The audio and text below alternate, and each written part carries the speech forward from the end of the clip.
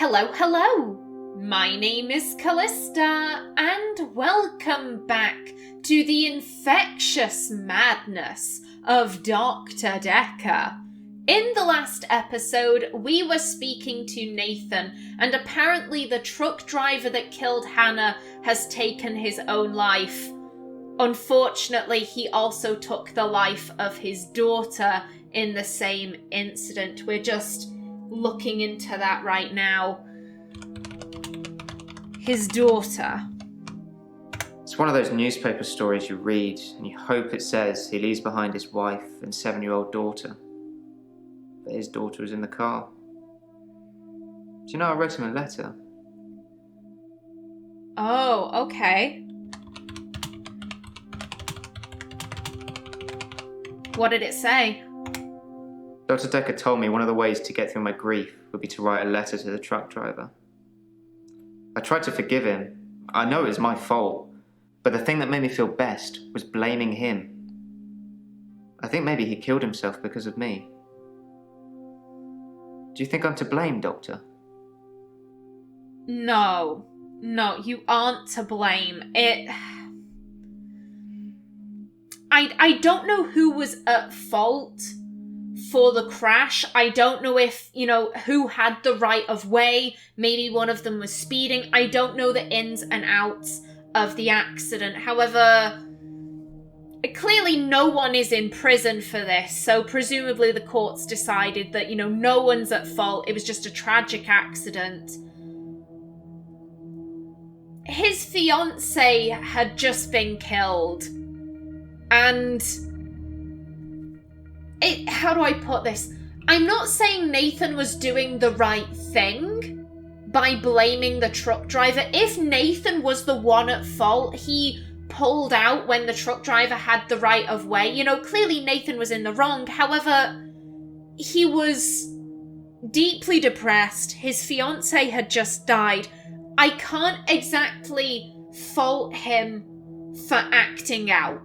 Also, to be very blunt, it was the truck driver that mixed sleeping pills with alcohol. It was the truck driver that rigged the hose pipe through his car window so that it would spew carbon monoxide. It was the truck driver who put his daughter in the car.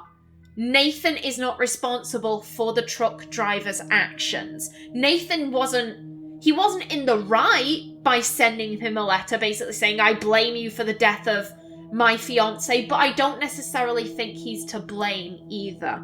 No. You're not to blame. No, blame. His daughter's picture was in the paper. Molly. Oh. Molly? Ever since I saw a picture in the paper, I've started thinking I could see her.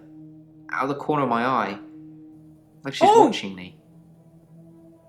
Crazy, right?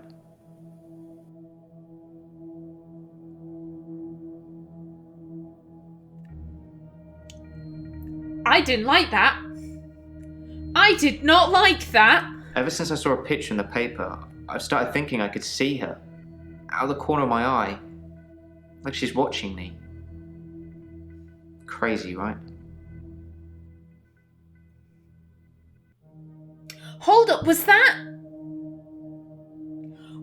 the little girl from the intro? If you remember back to the very first episode, there were clips from interviews, and there was Professor Alderby saying, you're not bloody listening. It's your one job, and all of that. And there was also a little girl, what was it?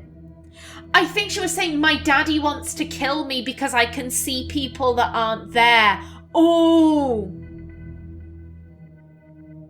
In which case, if her father had murderous intentions towards her in the first place, then Nathan absolutely is not responsible for any of this.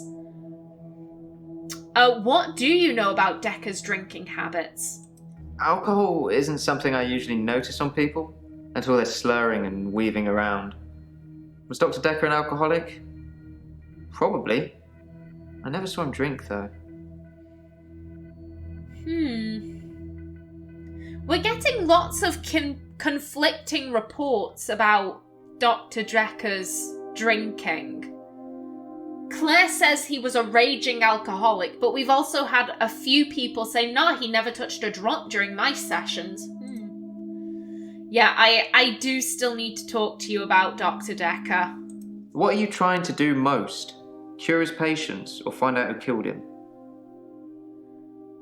Was that a genuine question? Ooh.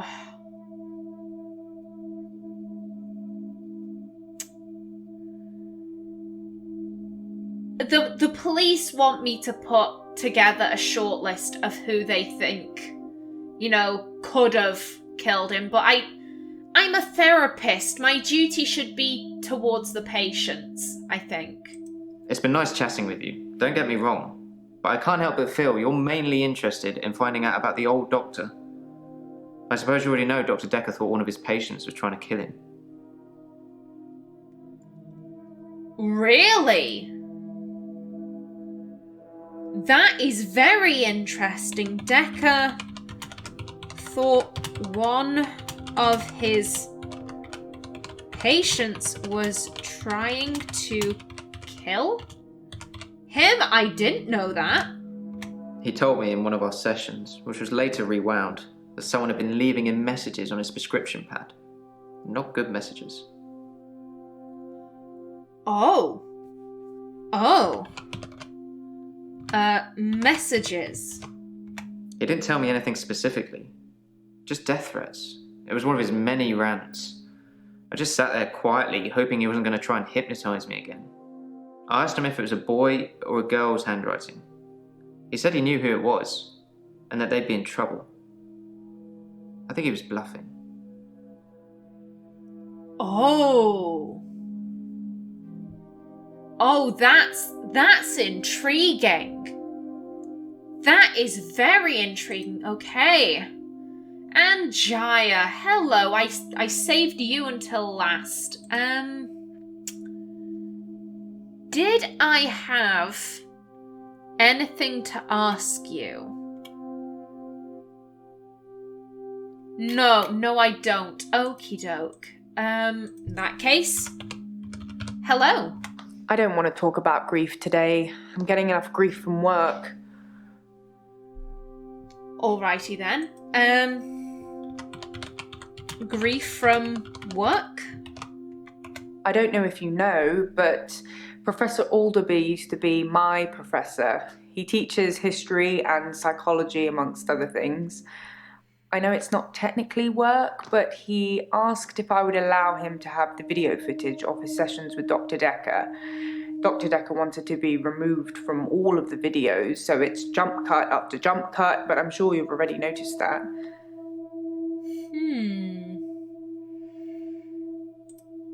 Two questions. Why does Alderby want the footage, and why did Dekker want to be removed?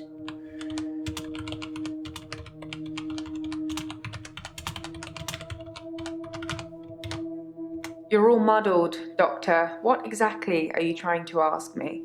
Okay. I don't know if you know, but Professor Alderby used to be my professor. He teaches history and psychology, amongst other things. I know it's not technically work, but he asked if I would allow him to have the video footage of his sessions with Dr. Dekker.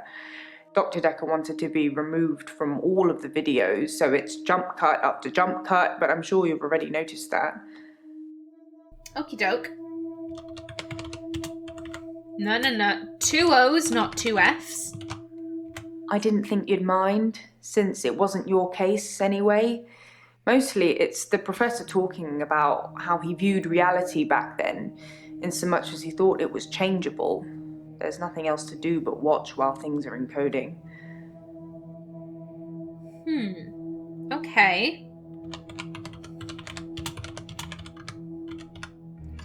Changeable. Have I spelt that correctly?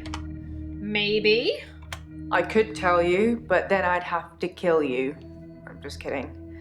I don't know. I'm guessing I spelt changeable I didn't think wrong. you'd mind, since it wasn't your case anyway. Mostly it's the professor talking about how he viewed reality back then, in so much as he thought it was changeable. There's nothing else to do but watch while things are encoding. Yeah, I had a spelling error. Whoops. Psychokinetics, remember? Cult of the Kinetic Mind? Professor Alderby said it was recommended reading to help psychiatrists in their frontline battle with insanity, he likes to call it. Frontline battle with insanity. Professor Alderby saw the relationship between psychiatrist and patient as a winnable battle.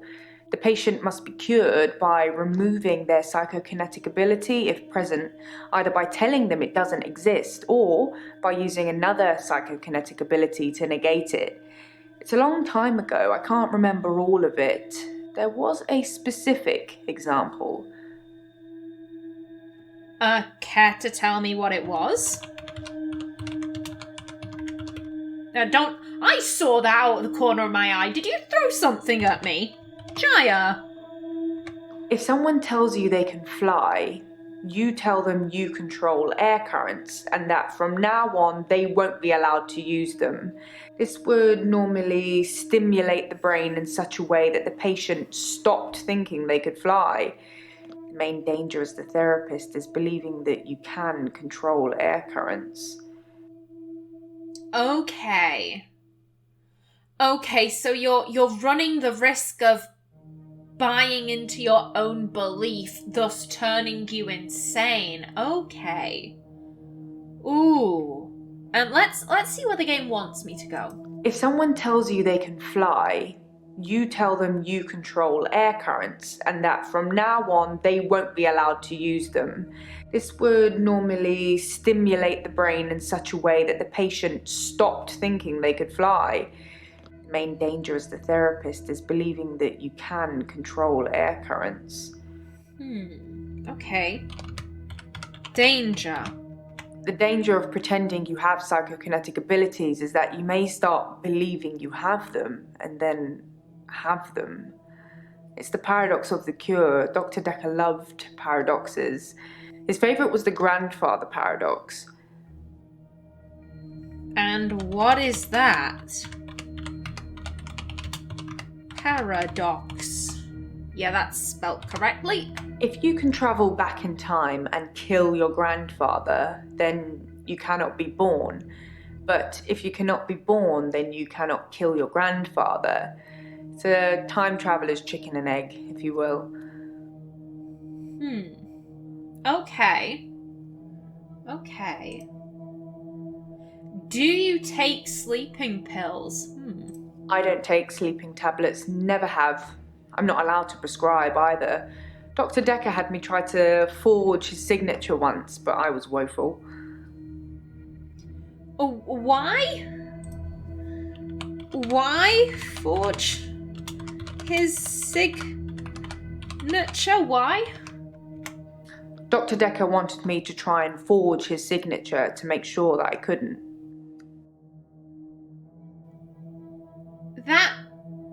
That just seems weird, because here's the thing, if I could forge someone's signature and that person came to me like, hey, I want to make sure that you can't forge my signature, I just do it badly.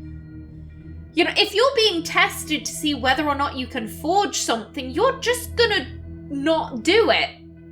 So that was a stupid test. Also, why was he so paranoid? I wanna see the exact sentence so I can try and repeat it back. Dr. Dekker wanted me to try and forge his signature to make sure that I couldn't. Okay.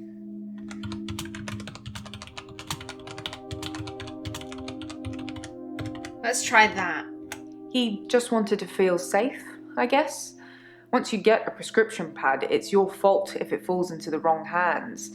I suppose it does sound a bit overcautious, doesn't it? Okay.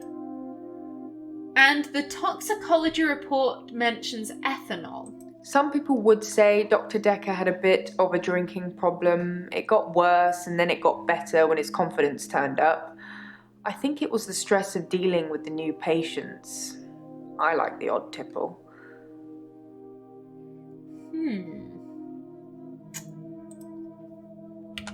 The new patients. I don't know.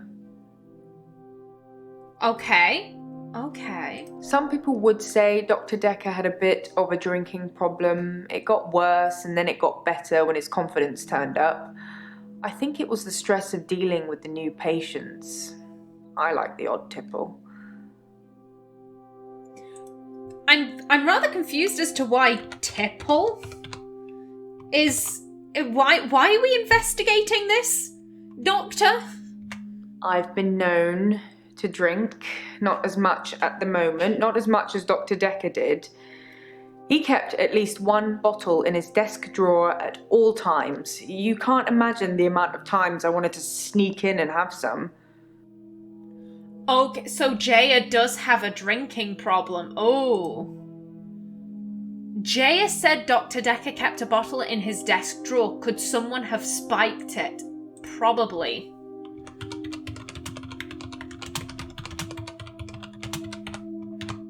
I suppose it's possible that somebody spiked his drink. Most people probably knew he had a bottle in his desk. Wouldn't have been that hard to empty out some capsules into it. Maybe the police should get fingerprints? Yes. Yes, please, is that a... Yes, test for fingerprints. I'll go and suggest it. Make sure nobody touches the bottle in the meantime. Can do. Ooh! Everyone's at amber. Of course I am gonna get everyone to green. Of course I am. However, this act seemed to go by very quickly compared to the last act, which that one took me ages. This one, it just seemed like bam, bam, bam, like rattling it through. I guess we must be very close to the end. Ooh, I don't know how I feel about that. I still have so many questions. Okay, let's go back to Bryce. Where were... You'd be down at the bottom, wouldn't you? Yes, okay. This is Scarlet. You teleported the midnight hour. Okay, so we just have these two for Bryce, but what do we have here? Can you demonstrate how you teleport? Is this a photo of David Castleford? What if I told you I could stop your curse? Tell me about your referral. Let's go for this one first. No, Doctor. No, you can't. I've seen what you can do. You can listen and ask, but you don't have any real power. Bryce, ooh. Bryce is slowly starting to scare me. The fact that his powers are ramping up, I think he's becoming more confident in himself and he's getting a little bit too big for his boots, and that I find kind of intimidating. Is this a photo of David? This has been kind of playing on my mind. I think it was the last episode I said this. The photo of David, it could be an actor. Eileen could have seen an actor at the home. We need to know if this was the man in the coffin that Bryce buried. Yes, that's David Castleford. I've no idea when it was taken. Shocking composition. And just, like, oh yeah, that's him. What a crappy photo. Oh, Bryce. These sessions cost a lot of money, Doctor. I'm not just going to leave in the middle of one. But I can see you don't believe me. Do you really want me to teleport, Doctor?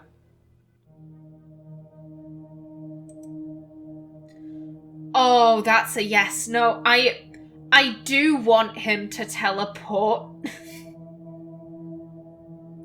I'm gonna leave that until I've done everything else because I don't want him to bamf out of the room and then I can't ask him anything else. I was one of Dr. Dekker's first patients. I wasn't referred by anyone. My GP recommended I saw someone privately. I think he was just sick of listening to me complain about how little time I had during our 10-minute slot.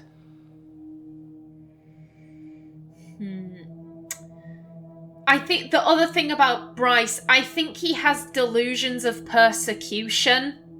He feels like the world is out to get him, and that really doesn't help, at all.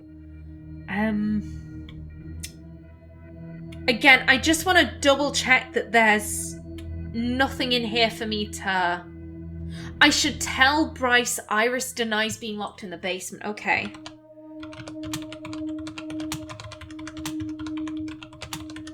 The basement. How extraordinary. So the girl in the basement was somebody that Claire knows, and she's adamant that I didn't rescue her. I really wish I'd taken photos now.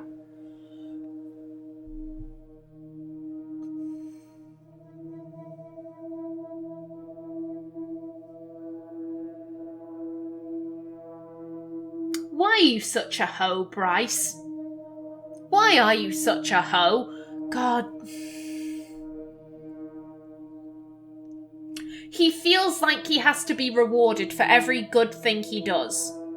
And when he doesn't get that reward, then it's oh, I saved someone and I didn't even ask for a reward. Well, you shouldn't have, because saving someone from a creepy basement it's just the right thing to do. It's like Bryce doesn't know that. Bryce doesn't get that sometimes you do the right thing because it's the right thing. There is no reward. No one's going to thank you. No one's going to pat you on the back and say, good job. It's the right thing to do, so you do it. And Bryce just doesn't get that. Oof. God damn. There wasn't anything else to ask Bryce. Oh, Bryce. Oh, that got me. That got me right there. Oof. That made my blood boil. Okay, so we have the midnight hour and you teleported. Let's see if we can bamf these to the top first. And... oh, actually, given that has teleport in it, and these also have teleport, I'm not going to bamf this one. I'm just going to have to try and get this one now. I was as surprised as you are. I just imagined I was somewhere else, and there I was. Perhaps Dr. Dekker was right. Think of something, and it becomes real, if you believe in it. But I'll only do it wisely. Imagine the mistakes you might make. Don't want to become one with the igneous layer too soon. Maybe you'll only do it wisely. I don't intend to imagine things at all. I only did it this time to avoid being killed. That pursuer is definitely onto me. I say he, but I couldn't see his face. It just had the build and size of a man. It felt like it was sucking the oxygen out of the air in front of me.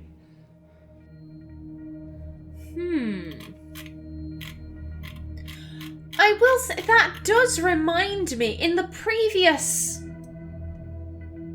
I swear, in the previous session, he said that it was a hooded figure. I stole a painting. There, I've said it. It was from the local gallery, Providence. I really like it, but I can't afford it. So I took it.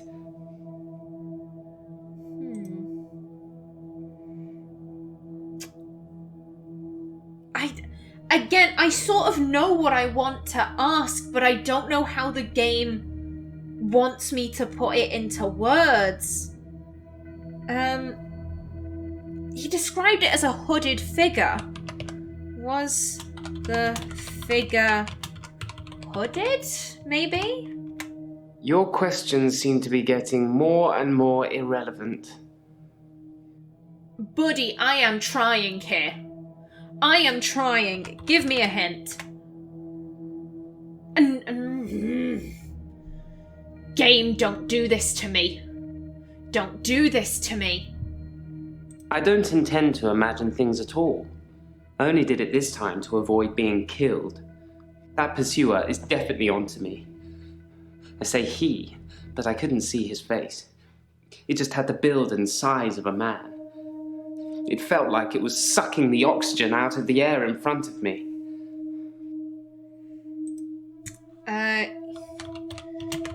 You couldn't see his face.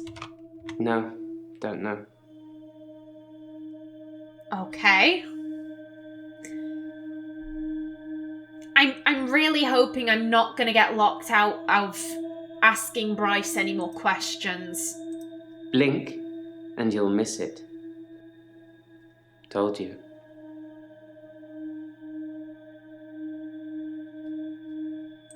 Blink, and you'll miss it. Told you.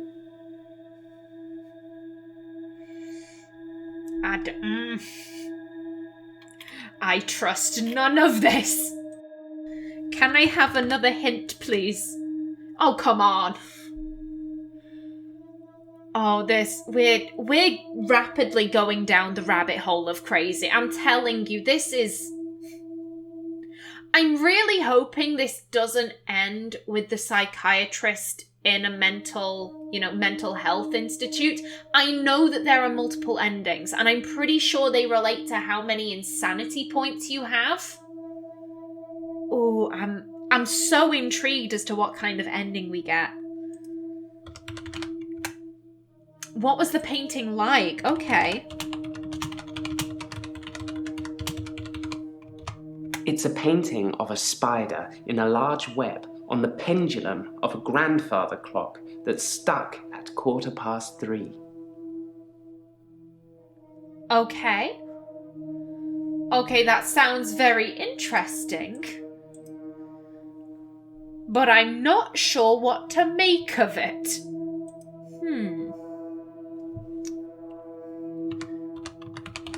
3:15. Is there any significance to that? No. Okay. Apparently there is not. Ooh. I'm not sure where to go with the painting. I think it has to go into the pursuer. This other person in the midnight hour and their appearance. Again, I just don't know how the game wants me to type out the question. I don't intend to imagine things at all. I only did it this time to avoid being killed. That pursuer is definitely onto me. I say he, but I couldn't see his face. It just had the build and size of a man. It felt like it was sucking the oxygen out of the air in front of me. Maybe...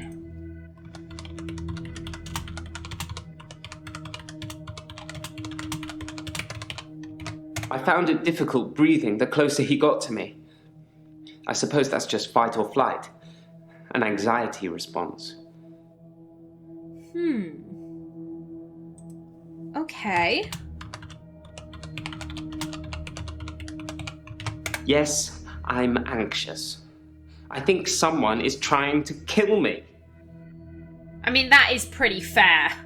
To be honest, if I thought that someone had it in for me, I'd probably be pretty anxious. I wonder what the spider in the painting means to him. Okay.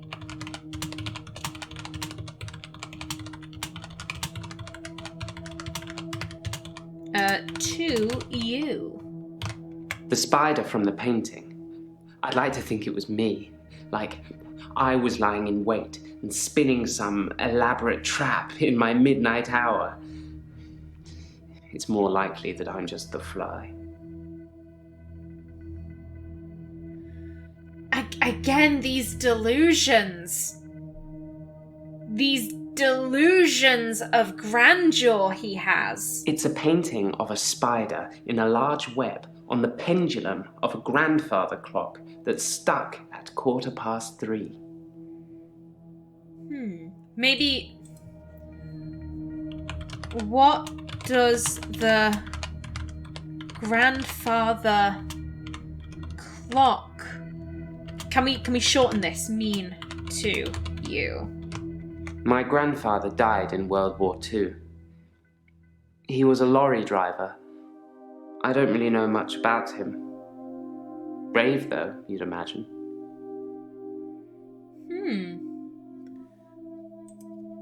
And then maybe what does 3:15 mean to you?